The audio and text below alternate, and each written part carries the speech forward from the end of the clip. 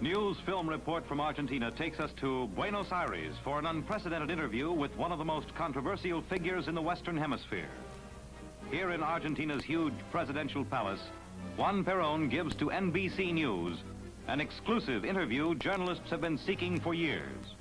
It is on this balcony that Perón is most frequently photographed, speaking to huge crowds who gather to listen and to cheer.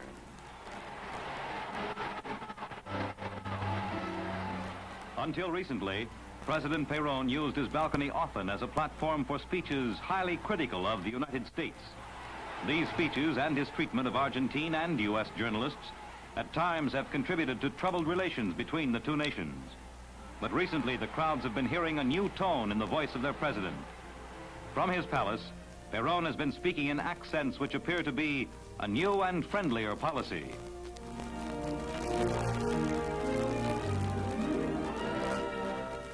One recent U.S. visitor in particular, Dr. Milton Eisenhower, brought home reports of a warmer Argentine attitude.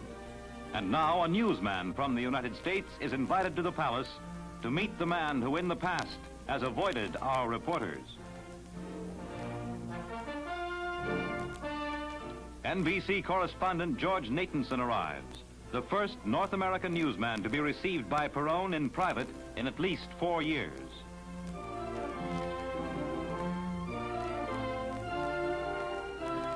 Perón opens the first television interview he has ever granted anyone.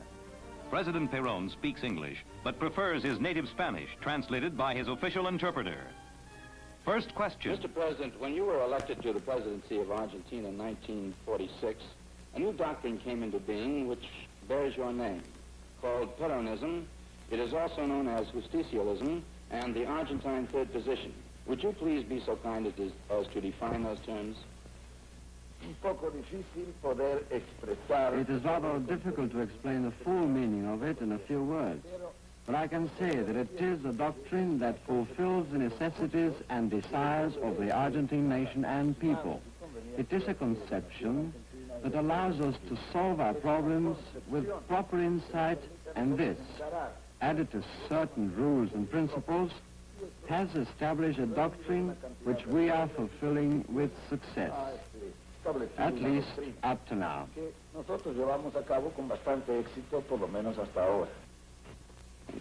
Would you say then that Argentina's third position is similar to that of several Asiatic countries, India for example? It is according to how you look at these doctrinary problems, which are basically philosophical. India has its own doctrine which fits in well only with India's own necessities and desires. In this... Mr. President, it has been reported that the Argentine Communist Party is perhaps one of the best organized in South America. Would you say that they constituted any serious threat to your government? The problem of the Communist Party in all the countries of the world is not a problem of organization, but a problem of numbers.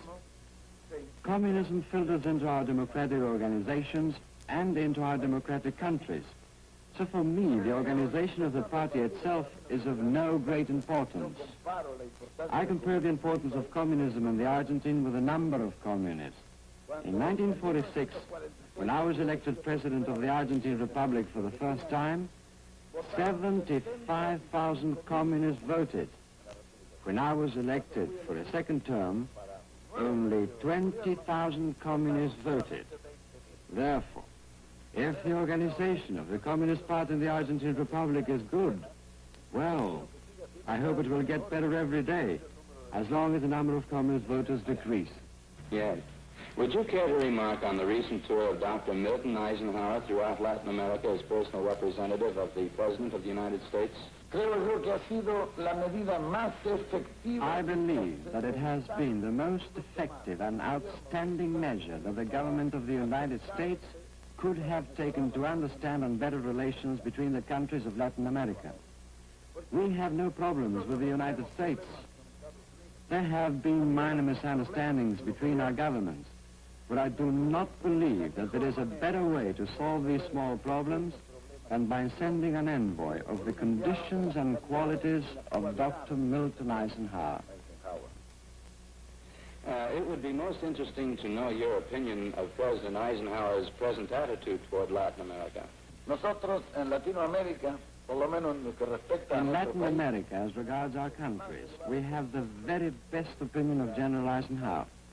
For us, he is a man of great responsibility, and responsible men are the men that we like. The steps taken by him to improve relations with our countries have been received here with great enthusiasm. We are not in any way a country opposed to the United States.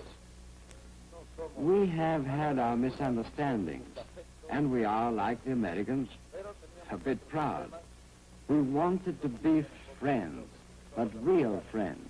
queríamos ser amigos, pero verdaderamente amigos. There is a bill before the Argentine Congress at the present time which would greatly facilitate the investment of foreign private capital in Argentina. La ley de inversión de capitales de la The República law of capital investments in the Argentine Republic is a natural consequence of economic reorganization.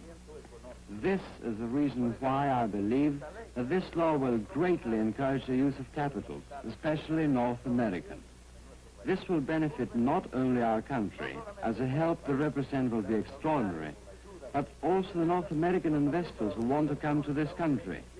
And from this union of interest, it is possible that our trade will improve as well as our relations.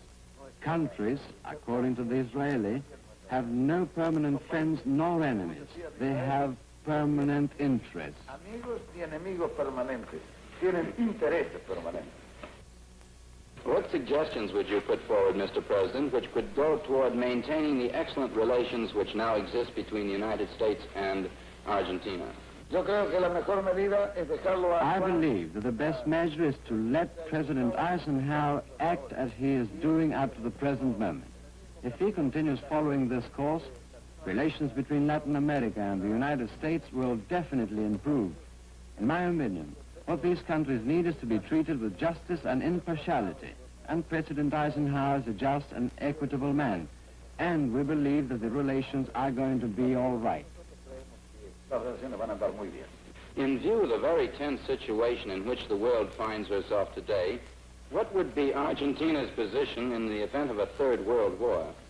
El gobierno argentino The Argentine government has always established a perfect situation. We are Westerners and we feel Westerners. For the government of the Argentine Republic, this can be reduced to a formula which reads, within the continent, for us, the Argentine Republic, and within the world, for us, the continent. y dentro del mundo, para nosotros, el continente. I understand. Mr. President, during the past 7 years, the United States has seen fit to change her ambassador in Argentina no less than 8 times. Recently, Ambassador Neufer was recalled and another representative appointed. Later, however, Ambassador Neufer was asked to stay on, a most unusual occurrence. Would you say that this was a step forward in Argentine-United States relations? Naturalmente. es Naturally, que no habiendo there is no doubt that if there is no continuous relations with individual representatives, it is difficult that there would be continuous relations with people. I have appreciated, and the whole country has gratefully appreciated President Eisenhower's attitude in leaving us Ambassador Neufer here. He is a comprehensive and intelligent man who has helped to strengthen our relations and has complied very well with his duties as an ambassador in the Argentina. He is probably one of the best ambassadors that the Argentine has had from the United States. Mr. President, recently you severely criticized the various North American news agencies in Argentina. As a result of that criticism, would you say that the situation has improved? Hubo un tiempo en que casi todas las There was a time during which all the news published abroad lacked truthfulness. We were even ready to take matters to the international organizations against the news agencies which distorted the truth. For this reason, a report was written up in Congress.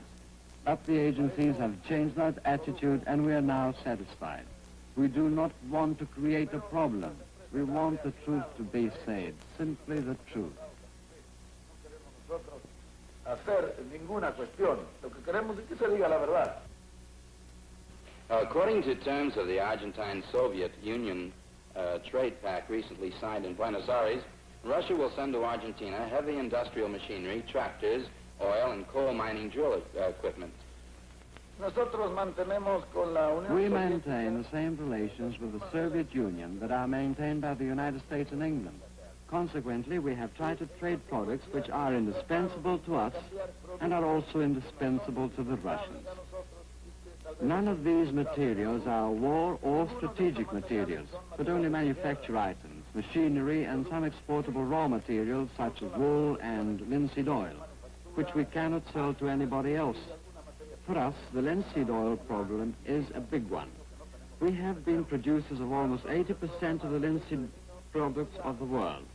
When the United States bought our linseed oil, our stock was earmarked for the United States. But for a long time now, the United States has not bought our linseed oil, and we have no other buyer but Russia. There lies principally the reason why we had to resort to that market for our sales. There is no doubt that this fact is a commercial agreement, exclusively commercial. It has nothing to do with the political aspect. comercial, exclusivamente comercial, en la que la parte política no entra absolutamente para nada. Well, Mr. President, turning aside from the political points and problems of the day, it is well known that Argentina is excelling herself throughout the world in sports, greatly aided by your government. However, it's not so generally well known that you're an outstanding amateur sportsman yourself. I understand your interest runs from boxing to skiing, fencing, and motorcycle riding. Now, I don't think President Eisenhower has suffered any injuries playing golf, but I understand you took quite a spill on one of your motorcycles recently. Efectivamente, yo he sido toda mi vida un hombre. That's true. All my life I have been a sportsman. In order to carry on with the work I do here, which I sometimes start at 6:30 in the morning and finish at 8 o'clock in the evening, I need to be physically fit. This is the reason why I continue to practice some sports. I cannot do any more boxing. It's too much for me. Therefore, I ride a motorcycle. Naturally, a sportsman will usually have an accident. Otherwise, he would not be a sportsman. And accidents are natural consequences. A fall now and again won't hurt me. I have fallen many times during my life. I am glad that General Eisenhower has had no falls, and I hope he takes care of himself. Argentina's President Perón underlines the significance he obviously attaches to this interview by giving NBC News more of his time in posing for more informal pictures.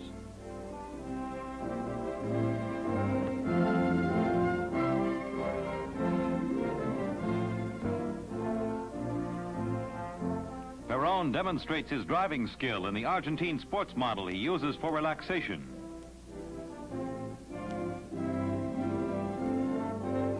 After studied answers to previously submitted questions, the Argentine president gives photographers an unusual opportunity to picture him at ease. The importance with which Perón regards this personal report to the American public is underlined by accompanying publicity in the Argentine press. President Perón reveals a position considered a welcome change by many in both Washington and Argentina.